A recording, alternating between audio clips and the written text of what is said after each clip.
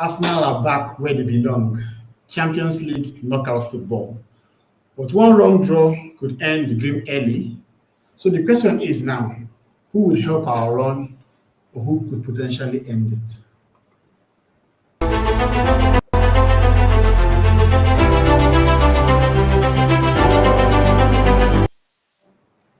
Welcome back to Love Arsenal. We are back in the big time. And of course, we have True Cup Red in the chat. Mr. J, happy birthday once again. I'm hoping that you had a very good birthday. Good to see you as always.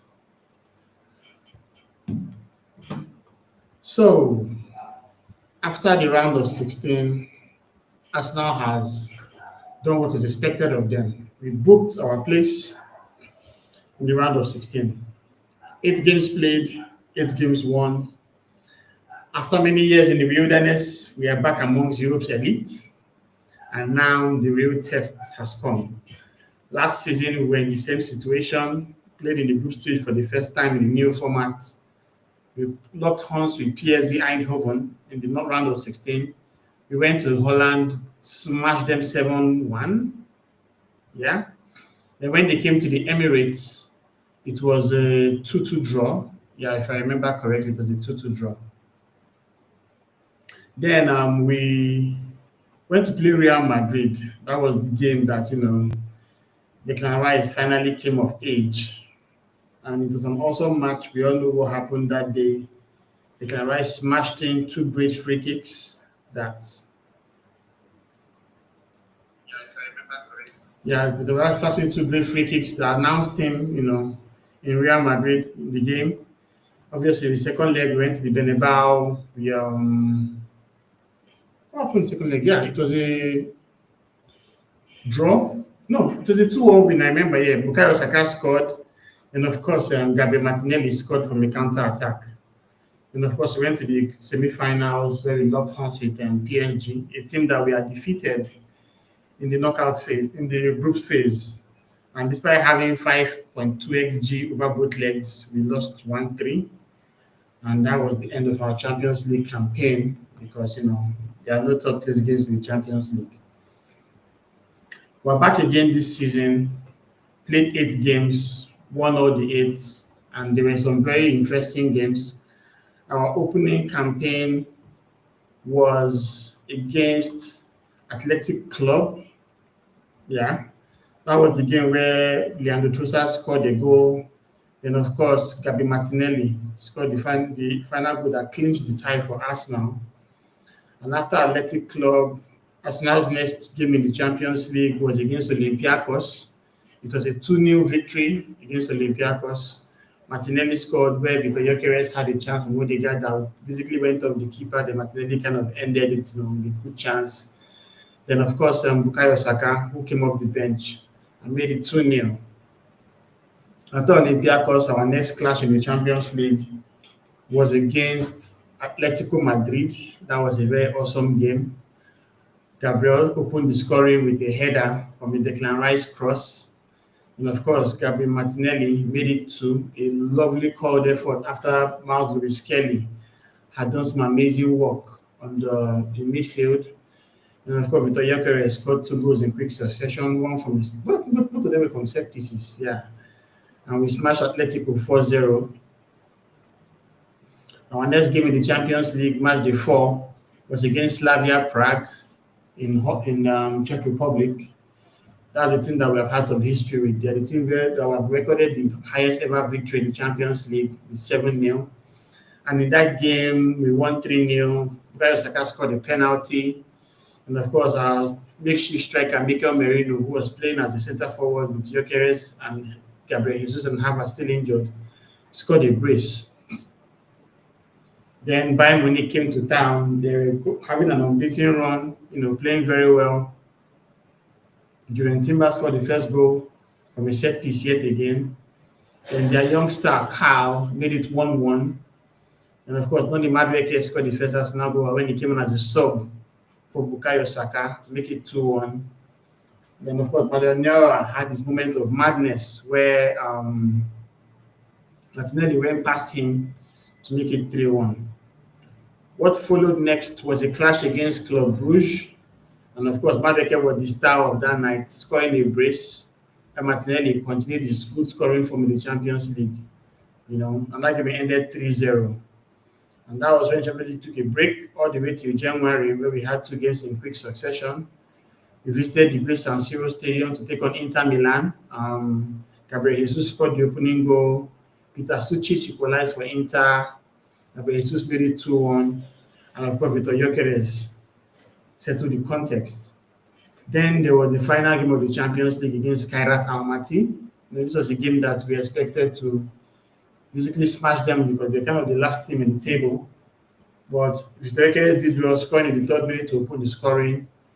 But Jorginho from Kairat Almaty scored a penalty when Ricardo Calafiori sighted down the forward. Kai Havertz did well to make it 2-1. Lovely called effort. Martinelli yet again, I think he stole Gyökeres' goal, if I use that word rightly, to make it 3-1. Then later on, Ricardinho made it 3-2 for the visiting side. So these are the 8 games that Arsenal played in the Champions League, and we recorded 8 victories, which clearly meant that we were well deserved in our position in the round of 16. I'll just quickly go down through the table of all 38 teams. Arsenal finished in first place. Bayern Munich was second. Liverpool was third. Tottenham was fourth. Barcelona was fifth. Chelsea was sixth. Sporting Club de Portugal was seventh. And Man City was eighth. Finishing in the top 8 essentially means that these teams are not going to go through the stress of a playoff round. And additionally, those in the top 2, like Arsenal and Bayern Munich, will have their away games at their home stadium up until the final. But I think third and fourth, Liverpool and Tottenham have there to the quarterfinal or thereabouts. The knockout round has some interesting teams, with Real Madrid in 9th place, Inter Milan in 10th, PSG 11th, Newcastle 12th, Juventus 13th, Atletico Madrid 14th, Atalanta 15th, Bayer Leverkusen 16th, Borussia Dortmund 17th, Olympiakos 18th, Club Brugge 19th, Galatasaray 20th, Monaco 21st, Karabag 22nd, Bodo Glimt 23rd, and of course Benfica in 24th place. They were the one that grabbed the final slot when Anatoly Trubin scored an amazing header late on in the game against Real Madrid. But unfortunately, there are a couple of teams that have been eliminated outrightly, Marseille being one of them. Their 3-0 loss to Club Brugge really hurt them, and Marseille is out at 25th. Then we have Paphos FC, I think from Cyprus, at 26th. We have Union Saint-Galois of Belgium in 27th, PSV Eindhoven in 28th, Athletic Club in 29th. Shockingly, Napoli at 30th, FC Copenhagen in 31st, Ajax Amsterdam in 32nd, Eintracht Frankfurt in 33rd, Slavia Prague 34th, Villarreal 35th, and Kairat Almaty 36th. Unfortunately, Slavia Prague, Villarreal, and Kairat Almaty didn't record a single win in the competition, while Villarreal had 7 losses from their 8 games, and Kairat Almaty also had 7 losses from their 8 games.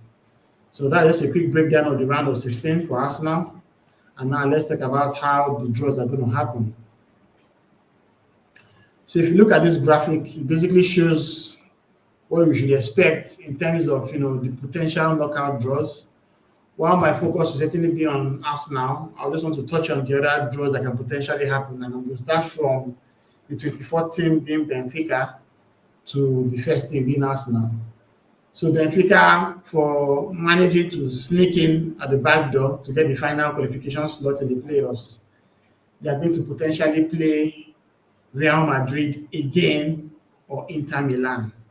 Jose Mourinho, and that's quite interesting because Jose Mourinho, who is the Benfica manager, has coached in both Real Madrid and Inter Milan.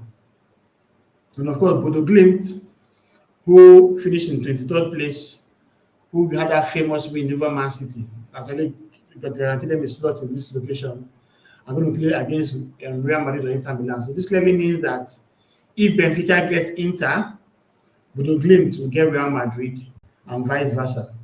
As you can see from the graphic, The teams in ninth and 10th being Inter and Real Madrid to play either Benfica or Bodo Glimt.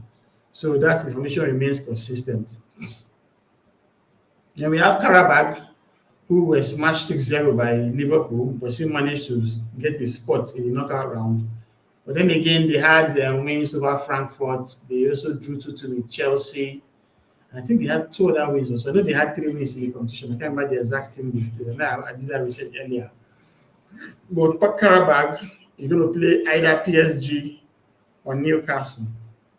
And that also applies for Monaco, who play either PSG or Newcastle. And if you look at 11th and look at 12th, it shows that PSG and Newcastle will play either Monaco or Karabakh.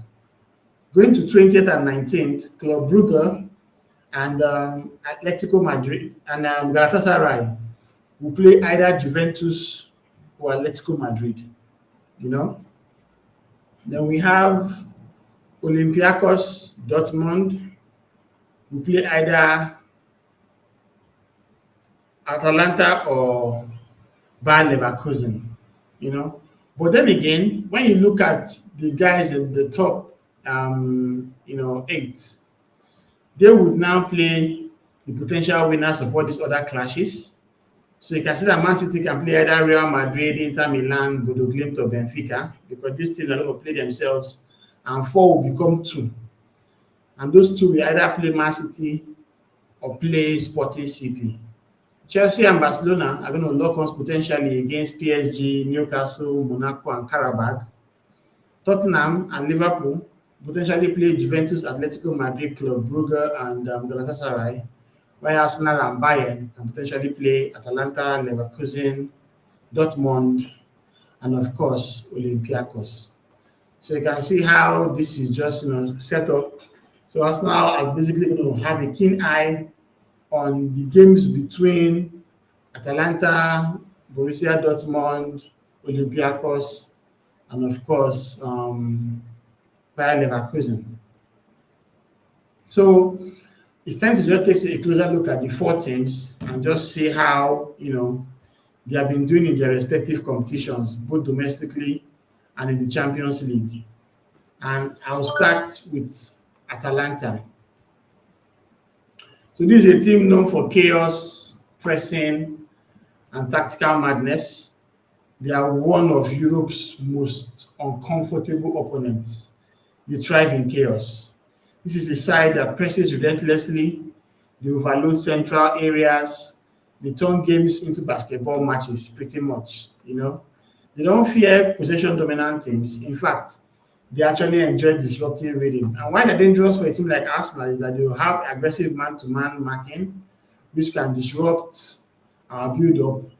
They have midfield runners which attack, the half spaces, and they have very high intensity across both legs. However, they're also known for leaving huge spaces behind, especially in transition. So if our wingers and advanced midfielders time their runs perfectly, we could have chances. And this could be a tie that could be determined by composure and not flair. Atalanta basically works with 3-4-2-1 formation. The keeper is Kanesechi. Then you have Anaho, the youngsters Calvini, and James 3. Then we have Zalewski as the left wing back. We have Zappacosta, who I think Zappacosta played in Chelsea, if I recall, in the right wing back. Then Ederson and Derun are the central holding midfielders. Then you have Raspadori as one of the attacking 10s, and the Ketelere, that Belgian attacking midfielder, second attacking 10, with Gianluca Scamacca, as the number 9. Their league form so far, the last 5 games, I've seen them. They lost to Union Saint-Galois in the Champions League, beat Parma 4-0 in the league, lost to Athletic Club in the Champions League, drew 1-1 with Pisa, and of course, won Torino in the Italian Serie A. They are currently 7th in their league with 9 wins, 8 draws, and 5 defeats. And their Champions League run was quite interesting. The first game they ever played in the Champions League this season was against PSG, and they were smashed 4-0. because they went away. Then they played Club Brugge and managed to get a 2-1 win. They now played against Slavia Prague and they drew 0-0. Then they played against Marseille and defeated Roberto De Zerbi's side away. Then they played Frankfurt and defeated Frankfurt 3-0. Then, of course, they had the famous 2-1 win against English side Chelsea before going ahead to lose their last Champions League games against Athletic Club and Union Saint-Galois. But bearing in mind that they had gotten some very good results early on, Atalanta put themselves in the knockout round and they could be one of Arsenal's potential opponents. We've actually locked horns with them before. Last season, we played them in their home ground where Matteo Retegui missed a penalty that would have actually made them win the game. That was a 0-0 clash for Arsenal. I'm just thinking that, this is a game that I won't mind playing. They still have the dangerous Ademola Lookman in their ranks, but I believe Arsenal has enough in the tank to see a result against Atalanta. Next up, we have Bayer Leverkusen, the tactical nightmare. They're basically the worst possible draw on paper because they have a structured and ruthless transition style. They're very tactically flexible, whether it's a back three or a back four. They can adapt mid-game. Something that Arsenal actually struggled against in recent times. One of the key concerns for Leverkusen playing against Arsenal is that they are very good in elite counter pressing. They also have very quick vertical attacks, and their discipline goes well without sacrificing creativity. This style wouldn't be about atmosphere or emotions, but about tactical margins, one poor press, one with time step, and Leverkusen can punish us. They're like a Champions League chess team, not checkers. Just like Atalanta, they field the 3-4-2-1 formation. They had Eric Ten Hag in the ranks early, but they sacked him and replaced him. Right now, they are sixth in the Bundesliga with 10 wins, 2 draws, and 6 defeats. Their key lineup is Blaswich in goal, Bade, Andrich, and Kwanzaa. Kwanzaa used to play for Liverpool in their central defense pairing. Arsenal need to be very wary of the threat that Leandro Grimaldo would cause. Then you have Vasquez, the former Real Madrid captain, on the right-hand side.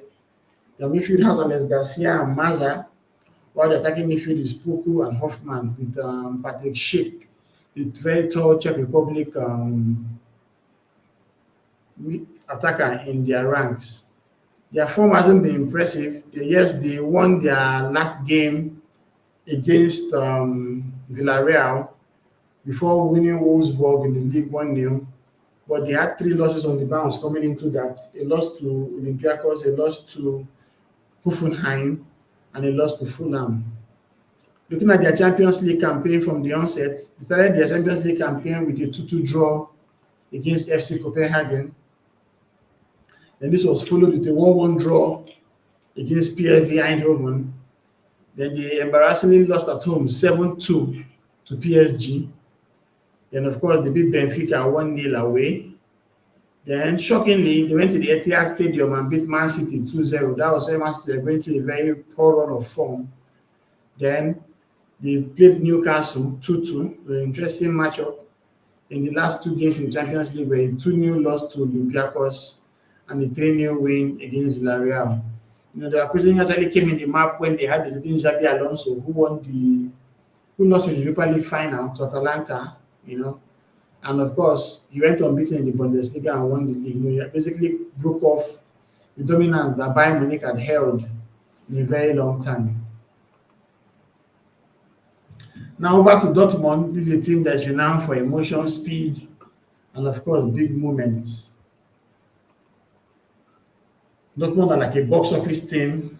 They might not always dominate games, but they are live for big Champions League nights. Just a couple of seasons ago, they were in the final of the competition itself against Real Madrid, where they had that amazing run, playing against the PSG and co, and going all the way to the final, but unfortunately they lost. Where their strength lies are in the rapid wide players they use. They also have very vertical attacks, and the Signal Iduna Park is a stadium, that you have where the fans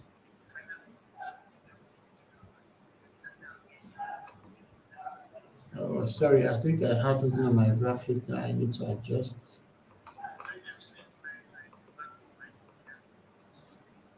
Yeah, sorry about that. So So they have very wide players, they have vertical attacks, and of course, defensively, they are a bit vulnerable. They can be stretched, they can be overloaded, and they can be exposed when they are forced to defend deep. For Arsenal, this style will be about control. Once we control the tempo and silence the crowd, Dortmund might just be ordinary. And of course, if you lose control, it becomes chaotic. This one has the most European feeling of the tour. Looking at their form, in their last 5 games, they've won 3 and lost 2. The 2 losses coming in the Champions League. But going all the way back to the initial time of their Champions League campaign, they had that amazing 4-4 draw with Juventus and followed it up with a 4-1 win against Athletic Club.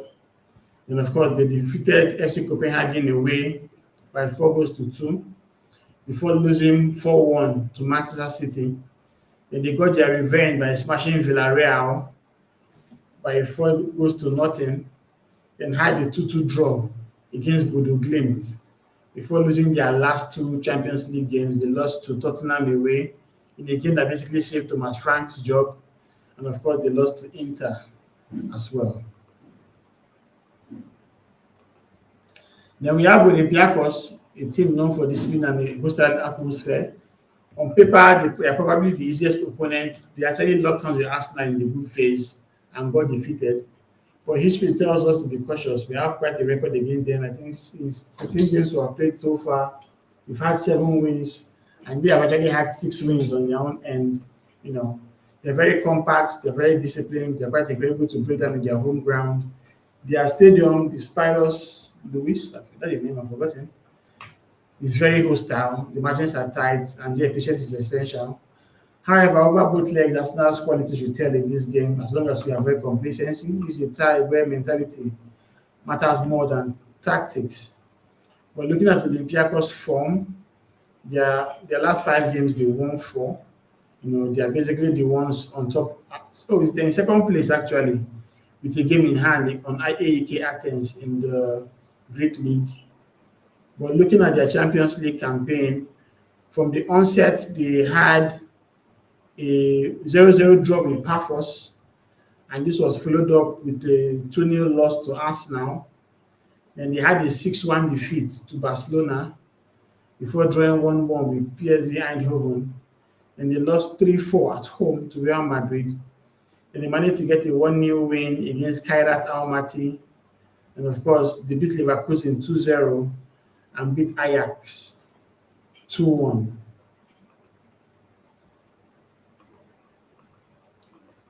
So when I'm ranking our opponents, who would I want to play among these 4 teams? The hardest clash will probably be the German sides, Bayer Leverkusen, and of course Dortmund, then Atalanta and Olympiakos. But I don't think Arsenal should be bothered about these teams. We are strong enough to get a result against any of them. All they just need to do is to play their playoff tie and come to get the whooping that we're going to hand over to them.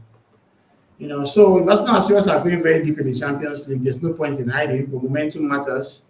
If a really good draw, of course, will build our belief. A brutal one can end our run. I'm very confident that, we can potentially go all the way to the final again in this campaign, but we shouldn't look that far ahead. It's one step at a time. The round of 16 determine whether we're in the position of contenders, but we have to just wait to see how the playoff clash goes between these teams, and eventually they'll come and play against Arsenal. So, as you've tested, it's going to be sometime in March or late February. I can't remember the exact time of the clash. But what's important now is just to see how their games pan out. The draws are going to come out pretty soon, and we'll know which of the 4 teams are playing each other, and 4 will become 2. And of course, one of them will take Arsenal, the other one will take Bayern Munich. We're going to just see how that pans out, to see how it goes. So far, so good. It was a good Champions League campaign. I'm very proud with how the lads played. And I'm just looking forward to seeing more games. But now all our focus will go to Leeds. I'll be working on a match preview for the Leeds game.